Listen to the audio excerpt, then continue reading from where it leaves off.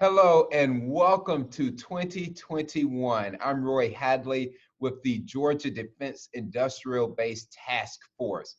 Today we're having another installment of our series on CMMC. And today we're really in for a special treat. One of the things early on with this series, we talked a lot about theoretical stuff. We talked a lot about kind of what you need to be thinking about.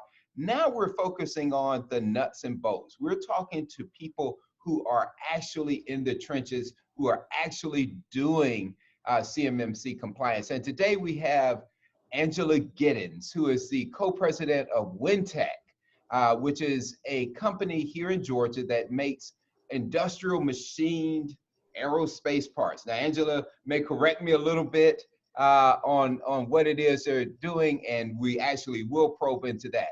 But before we go there, I'm going to introduce my co-host today, Cassia Baker, who is with the Georgia Department of Economic Development, to tell you a little bit more about the Georgia Defense Industrial Base Task Force, about the Department of Economic Development, and what its role is in helping you, someone in the Defense Industrial Base, to become CMMC compliant. If you're listening to this, you probably know what CMMC stands for, the Cybersecurity Maturity Model Certification. But with that, I'm going to turn it over to Cassia for a few words. Cassia? Well, thanks, Roy, and thank you everyone for joining us. Welcome to our next installment of our series focusing on CMMC. As Roy mentioned, my name is Cassia Baker, and I am the OEA Grant Initiatives Project Manager, the Georgia Department of Economic Development within the Centers of Innovation. And this particular broadcast focuses on CMMC and your business plan. And we're delighted, as Roy said, to be joined by WinTech's Allison Giddens, who will be helping us think through this process a little more in depth and offer some practical advice. I'll tell you a little bit about the task force, and I'll also let you know where you can contact us. And if you don't have a pen and paper on, don't be alarmed. We will repeat all this information at the end of the broadcast, so stay tuned. Essentially, if you'd like to follow our landing page where we put all of our resources and links to support around CMMC in Georgia, you can visit us at georgia.org/cybersecurityedge. You're also welcome to review each of our archived webinars, which are arranged from May of this past year onto this event. And those can be reached at tagonline.org/GA-DIBT. Another great resource is to contact me directly. In addition to our CMMC outreach efforts, I can also help connect Georgia businesses with general resources at the Georgia Department of Economic Development. And you are always welcome to email me directly. My email is cbaker@georgia.org. We'd love to hear feedback on this event and any one of our other CMMC webinars. So I'll throw it back to Roy Hadley and our guest, Allison Giddens, and we look forward to talking further. Thanks, Cassia. I appreciate it. Some great stuff you all are doing over there. So, Allison, before we kind of get into the nuts and bolts of CMMC, I would like to get from you a little bit more about WinTech and what you're doing. So, lead off question, WinTech, what is WinTech? WinTech is a small business manufacturer located just outside of Atlanta, right downtown Kennesaw pretty much. And we've been around for about 30 years, and we specialize in aerospace parts. We do a lot of work with the defense industry, do some work in commercial and medical and construction industries as well, but primarily aerospace. So CMMC is definitely the hot button right now. Veteran owned, women owned. You got it. 50-50, yep. Yeah. Good stuff, very good stuff. Now, just a little bit about you. I know you went to University of Georgia, yay. Go Dogs, yes. But you also majored in I want to say criminal justice, yes, criminal justice and psychology at Georgia. So naturally, that moves me into manufacturing. Right. Right. So no, but I'm also a proud Georgia Tech graduate in a master's program with manufacturing leadership. So and a Kennesaw State University master's degree as well. But I'm covering all my bases in the state of Georgia. That's right. You just hitting them all. But that's okay. You started off correctly. Yes. So CMMC, you know, a lot of small businesses are now, you have to be compliant with CMMC or you are not going to be able to bid or participate in contracts. So for WinTech, where are you on your CMMC journey? Have you been certified? Where are you on your journey? So right now, it's not possible to be certified just yet. However, there are flow down information in a lot of government contracts that are calling out a clause that requires you to have what they call an SPRS score uploaded into PIEE, which it's a lot of acronyms, but some of this is familiar to some people. They're what they call the Pathfinder contracts out right now. And that's a select group of, in a way, you could almost look at it like kind of a test group, kind of your beta testing, so to speak, that the government is taking with some groups to see how all this flow down and how all these requirements will affect the supply chain and cybersecurity initiatives. So over time, the idea is any supplier looking to do business with the federal government and working with contracts that have this particular clause and flow down will have to self-attest that they are complying with certain guidelines. And it's not just your NIST 800-171 self-attestation where you can accept the contract and say, oh yeah, I'm doing this stuff.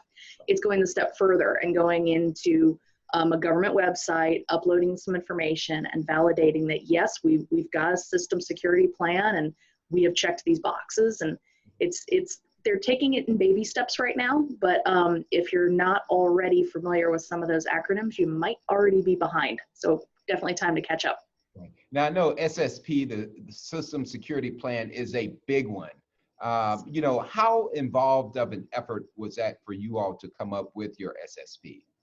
So we had always had one, well, I say always, but we had one for a few years, but it was a matter of taking a look at it and butting it up against CMMC requirements to see where the gaps were. So it's just like for businesses who went from ISO to AS or from nothing to ISO and they did gap analysis. It's just like any other gap analysis, but the difference with the CMMC audits will be that rather than a sampling plan, like we're kind of used to in the aerospace industry, this is an all or nothing. So this is an auditor will one day come in, sit down, and look at every single requirement on CMMC and determine if you are following it in accordance with whatever level you're being certified to. So the system security plan is definitely step one. If you don't have that before you do anything else, that should be priority.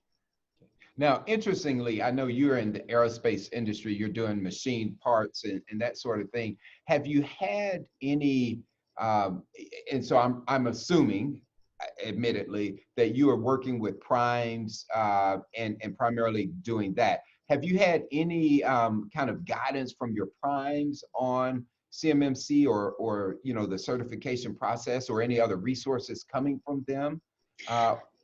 Yes, there have been a couple of our primes who have been very hands-on in making sure we're aware of these incoming requirements. I've been really kind of comforted in a way because some of the primes have been, they've been going to bat for some of the small businesses and letting the government know, you know, here are the expectations and, you know, you're asking for this and that's fine and that's understandable, but the way you're asking it, it can't happen this way. It needs to happen this way. Or it is all about risk mitigation. And, you know, it can be challenging because those of us in business sometimes can look at the government side and say, you're being unrealistic on your expectations. And thankfully, I think some of these primes see that and the primes recognize it's the small business, it's their supply chain, their suppliers that ultimately are going to make things successful or not. And for that, I'm very grateful that we've got some primes in all on the same page, at least from what I've been working with.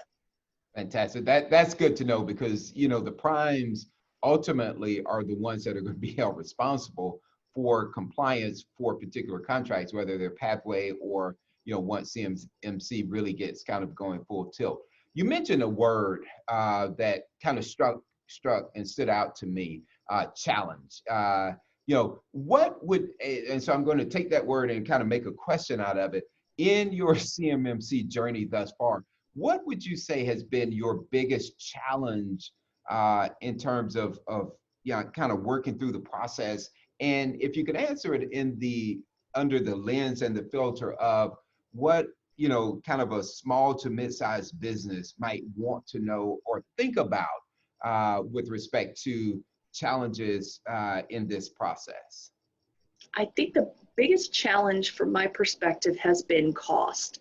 And it's not necessarily the dollars, although themselves, that's a challenge, but it's knowing what the dollars are. So the Department of Defense, the government, the primes, nobody can tell a small or medium-sized business, hey, expect to spend 60 grand on this effort, or, expect to spend $250,000 when it's all said and done. They can't tell you those hard numbers. And it's not that they don't necessarily want to, but it's a matter of not knowing where you start. So if you're a small business of 12 people and you don't have an IT person, let alone staff, and you're looking to become certified to say level 3, you have your work cut out for you. And any number that somebody gave you is probably going to be wrong, to be quite honest. So I think one of the biggest hurdles has been wrapping our heads around, okay, if we're going to play in this sandbox, this is what it's going to cost us, and what the anticipated dollars are truly going to be. Great answer. Now, one of the questions that has kind of popped up and bubbled up and kind of gone back and forth on, and I'm just curious if you've heard anything from your primes or otherwise on whether those costs will be reimbursable. Are they, those costs going to be able to be folded into your bid and what's going on there? Have you heard anything on that front? So there's some documentation out there about reimbursable costs and about how the assessment, preparing for the assessment, can be grouped into that. But I had a great conversation on LinkedIn with someone recently that pointed out it's not just about the reimbursable costs leading up to the assessment, but it's also the work that goes into figuring out rates in general. So because of this initiative, small businesses are going to have to reevaluate how direct and indirect rates and overhead and SGA and how all that stuff talks to each other and plays into it, because it's not just about being reimbursed for, say, some new fantastic backup cloud that's FedRAMP certified and all that to be able to hold encrypted CUI. It's not just about that. It's, okay, what was the difference in cost between that one that you upgraded to and the basic commercial off-the-shelf backup plan you used to have? The difference of cost there will be substantial. So is that reimbursable? But then you start opening up the can of worms, because then you say, well, you were already backing things up. You're just doing it in a different way. Or, oh, by the way, 40% of your business is commercial and they don't even require you to go above and beyond that. So will the government bother to cover for 40% of those costs? Right. So I think there's a lot more to it. And you're right that the reimbursable costs, I don't know, has really been delved into enough to help give small businesses enough direction. Or any comfort. Right, right. Right. So I'm going to pause here for a second because I see we have a question. Cassie, I'm going to turn it over to you here for the question from our listening audience. Thanks, Roy. And it's actually a question Allison hasn't yet touched on, and we'd love to hear about. Many of our small businesses have talked to us about interviewing a service provider to help them. For example, they've started the CMMC process, they've assessed their own internal gaps, and they realize that they don't have enough staff to address them all in the timeline that they need. So they're reaching out to find a third party. What are some tips, some questions to always ask, or even some good advice you've received when you're interviewing a provider to help you get ready for CMMC? So some of the advice I would give, first off, definitely visit the CMMC AB, it's the Accreditation Board website, and go to the marketplace and look to see who RPOs are. Those are the registered practitioners, I believe. That's what that stands for. And that basically vets third parties, MSPs and consultants to be able to right off the bat tell you, here are the people who have taken online training and who at least are vetted to that point. The second thing I would do as you talk to MSPs, get more than 2 opinions, get 3 or 4. They're not going to give you apples to apples in talking about comparison and cost and services. not because they're trying to pull one over on you, but it's just they truly do offer different things and their different capabilities. So do those things, get a lot of quotes, and talk to references. And I'm more than happy to. I'm happy on LinkedIn to make recommendations just of the several that we've talked to and had some good experiences with. Fantastic. So, that great answer again, but it begs the question. So you mentioned the CMMC AB website. Are there other resources that you, other than, the task force here, Of are course. there other resources that you found useful that others might want to look at or think about? Yes, there are lots of different ways you can stay involved in a lot of these webinars, especially when it comes to Georgia. Y'all at the Center of Innovation have been great offering your resources. There's also a Discord channel out there in the world of IT. If you're familiar with Discord, there are several different opportunities and servers that have a mix mash of people in manufacturing and MSPs, and it's almost just a hive brain, as it were, of people to provide insight and suggestions and references and things like that. I just don't stop learning about it, even if you think that you're in a point where, oh yeah, I think I can handle it from here. Stay on top of it, because you blink and there's an interim rule that comes to be. So I would just be careful about that. And I'm going to echo that, because I think people have in their minds that CMMC compliance is you get certified ultimately once that process has been kind of worked out, and then you're done. And I think people need to think of CMMC kind of like you do cybersecurity, is that it's an ongoing process. Yes. It's always something coming up, and you're correct. There are going to be interim rules, there are going to be changes, there are going to be, kind of deviations once it's all, kind of laid out there. And so I do think you're absolutely correct that people need to think of this not as a sprint with an end goal, but kind of a marathon where you're always trying to get there and you never will. And that's not that it's a bad thing, it's just that it's always going to be changing. And so I think that's the mindset you need to come into CMMC with. And so I would absolutely agree with you there. Cassie, I see we have one more question there from the audience. So I'll go ahead and turn it back over to you here for a second. Thanks, Roy. And Allison, it sounds like your team's been working on this for quite some time, really ahead of the curve and focused on this early. With that in mind, what is something positive that's come out of this for your business as a whole, that you have maybe been able to grow an additional aspect of your business because as you were going through the process of complying with the original guidance, you found an area for growth? Can you tell us about something that's helped your business? I think how this has helped has really been that it's put the focus on where the focus probably should have been all along. Cybersecurity, it was never really a priority and I'm speaking just from the broad perspective of small and medium-sized businesses, especially manufacturing. You're focused on making product. You're focused on getting that part, a quality part, out to the customer on time. One of the last things, at least in the forefront of your brain, was whether or not you've had a vulnerability or penetration test on your network anytime recently.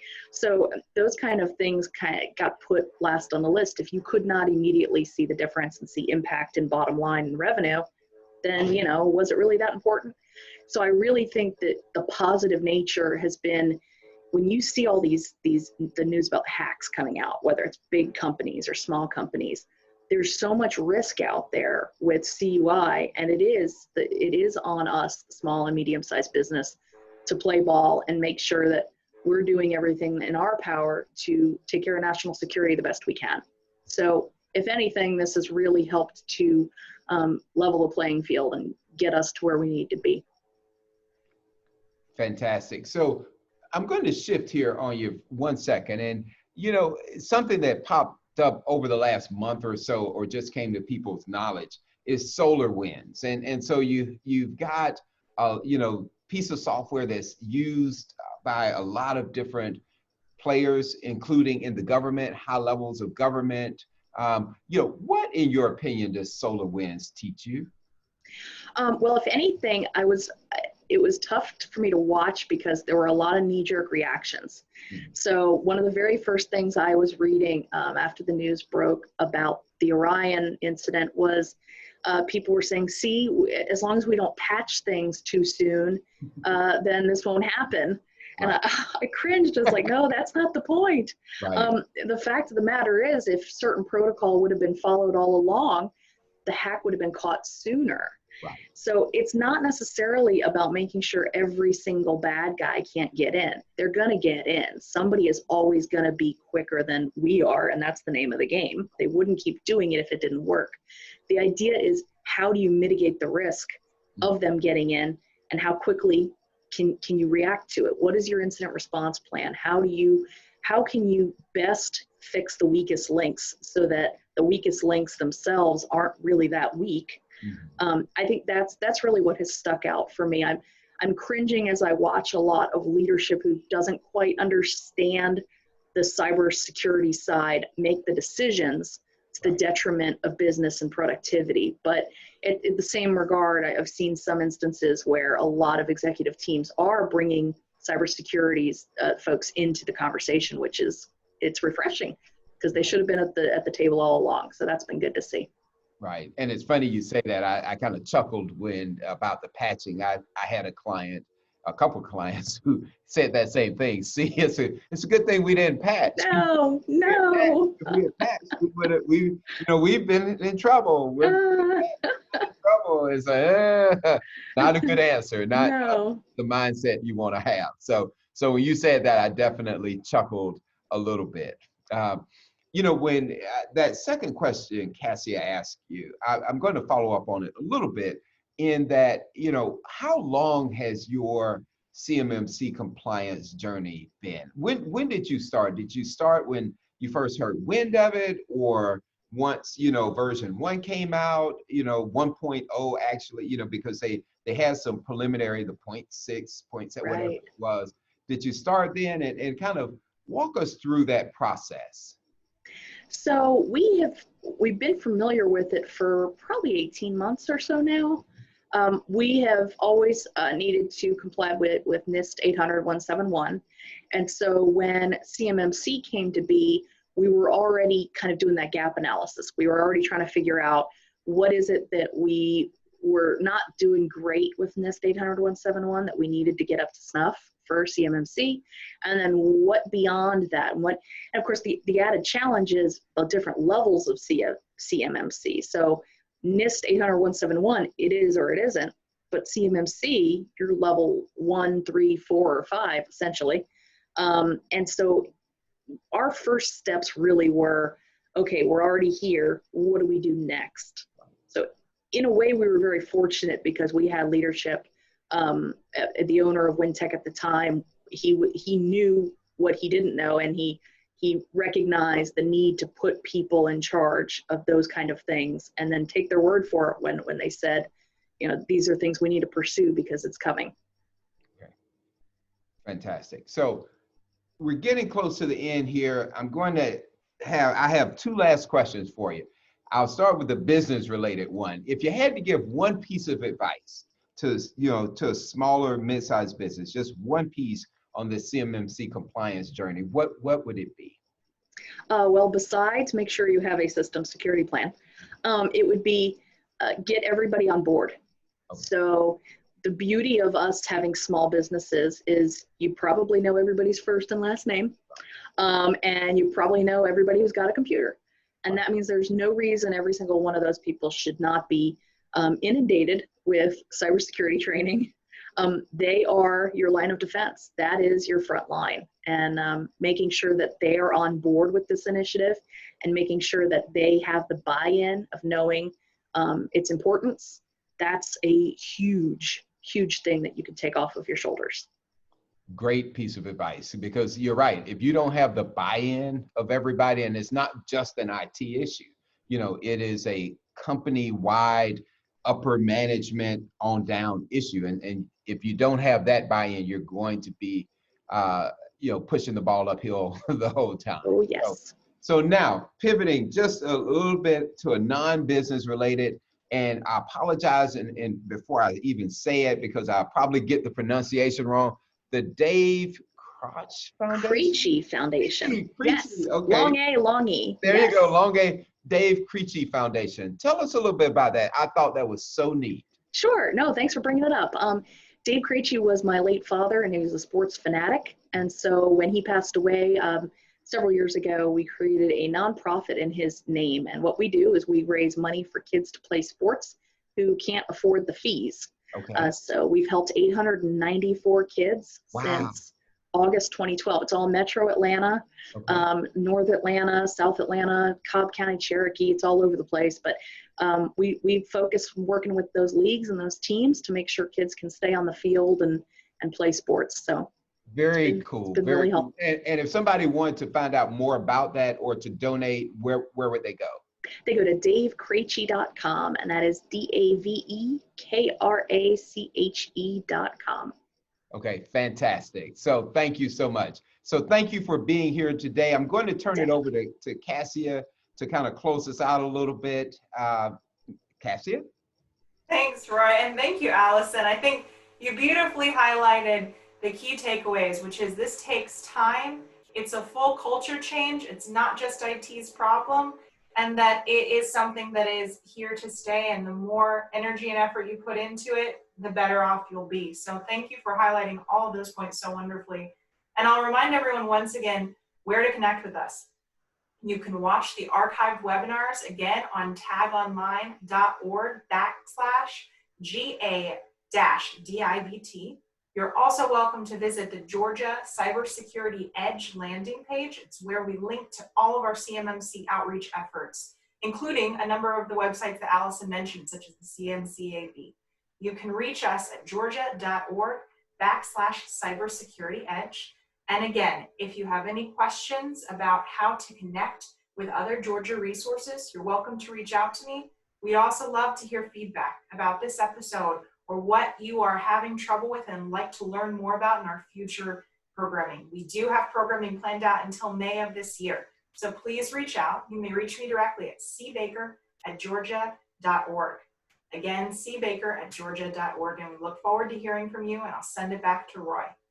Thank you, Cassia. And on behalf of Cassia, myself, and the Georgia Defense Industrial Base Task Force, thank you for listening today. Allison, thank you so much for sharing your wisdom and thoughts here, because there's nothing like hearing from somebody who has gone through and is going through the process to take it from the theoretical to the actual. And so we appreciate it. Again, thank you so much for joining us today.